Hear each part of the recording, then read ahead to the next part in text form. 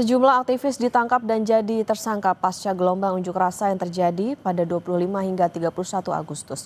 Publik menyoroti penangkapan aktivis agar tidak menjadi kriminalisasi.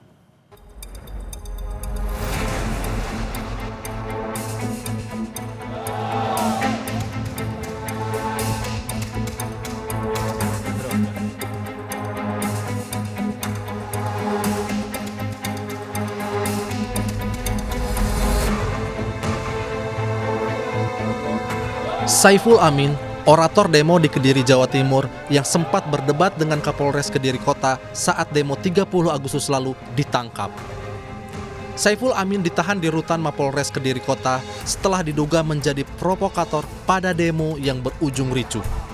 Saudara SA, inisial SA, atas dugaan persangkaan pasal 160 KUHP berdasarkan penetapan dari adanya alat bukti keterangan saksi, kemudian alat bukti surat, kemudian alat bukti petunjuk.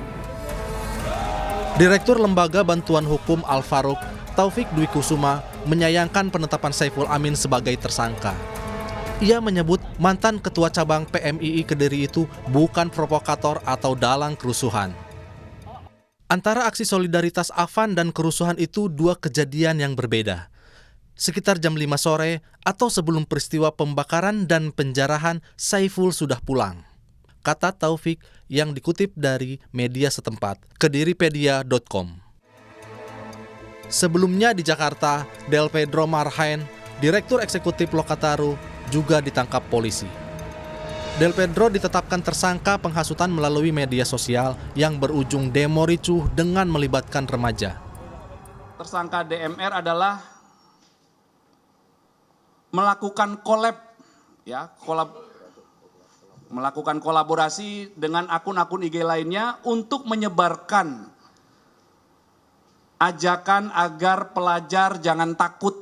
Tersangka SH itu adalah akun atau admin dari akun IG, nama akunnya @gm. Perannya adalah juga melakukan collab akun IG untuk menyebarkan ajakan pengerusakan. Selain Del Pedro, ada pula Syahdan Hussein, admin sekaligus humas akun Instagram @gejayan memanggil yang juga ditangkap atas tuduhan yang sama. Tim Advokasi untuk Demokrasi menilai penetapan tersangka sejumlah aktivis oleh kepolisian cacat prosedur hukum. Tim meminta penangguhan penahanan untuk Del Pedro. Kami melihat ada dua proses yang miss dan yang sudah seolah-olah ini terburu-buru. Dan ini bukan seolah-olah ya, memang terburu-buru dan secara formal sudah cacat prosedur hukum. Jadi itu penting sekali untuk diperhatikan bahwa kemudian berpendapat dan sebagainya di dalam sosial media itu sangat mungkin sekali tanpa proses yang jelas kita bisa ditetapkan sebagai seorang tersangka dan dijemput. Menteri Koordinator Bidang Hukum, HAM, Imigrasi dan Pemasyarakatan Yusril Iza Mahendra menegaskan penangkapan Direktur Eksekutif Lokataru Foundation Del Pedro tidak melanggar hukum. Yusril meminta Del Pedro melakukan perlawanan sesuai mekanisme hukum yang berlaku. Dan saya kira setiap orang kan harus gentleman menghadapi satu proses hukum. Kalau misalnya oleh aparat disangka dia melakukan satu kejahatan dan menurut aparat penegak hukum ada bukti-buktinya, ada bukti-bukti permulaan yang cukup, tapi dia juga bisa menggunakan advokat untuk menyanggah. Direktur Eksekutif Amnesty International Indonesia, Usman Hamid, menilai penangkapan aktivis dan warga sipil yang diduga terlibat provokasi tidak tepat. Penyampaian pendapat di muka umum dijamin undang-undang.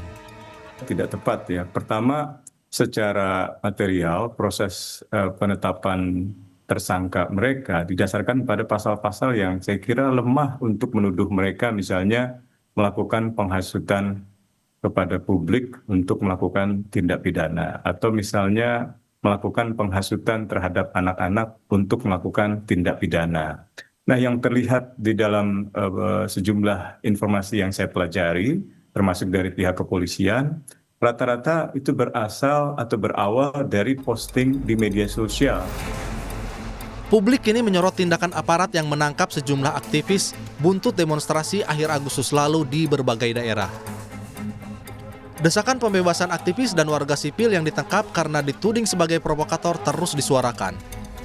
Publik berharap agar penangkapan para aktivis tidak menjadi kriminalisasi atau pembungkaman suara kritis masyarakat.